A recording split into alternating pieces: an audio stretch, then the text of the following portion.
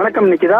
அதாவது கர்நாடக மாநிலம் பெங்களூர் நகரில் கப்பன் பார்க் போலீஸ் எல்லைக்கு உட்பட்ட சின்னசாமி விளையாட்டு மைதானத்தில் நேற்று இதே நேரத்தில் அந்த கிரிக்கெட் அணி RCB royal challenge Bangalore cricket அணி வெற்றி கொண்டாட்டம் நடைபெற்றது. இந்த வெற்றி கொண்டாட்டம் நடைபெறுவதற்கு சில வினாடிகள் முன்பு அந்த கேட் நம்பர் 13, 14 கூட்ட நெரிசலில், அதாவது ஒரே நேரத்தில் அனைவரும் உள்ளே நுழையும் என்பது கூட்ட நெரிசல் ஏற்பட்டு சுமார் 11 பேர் உயிரிழந்துள்ளனர். 6 பேர் படுகாயங்களுடன் சிகிச்சையில் உள்ளனர். சுமார் 33 பேர் காயங்களுடன் சிகிச்சை பெற்று வெளியில் வந்துள்ளனர். தொடர்ந்து இவர்கள் அந்த இறந்தவர்களின் இறுதிச் சடங்குகள் அவரது சொந்த ஊர்களுக்கு அவர் சடலங்கள் அனுப்பி வைக்கப்பட்டு இறுதிச் சடங்குகள் ஓரளவு முடிந்துவிட்டன.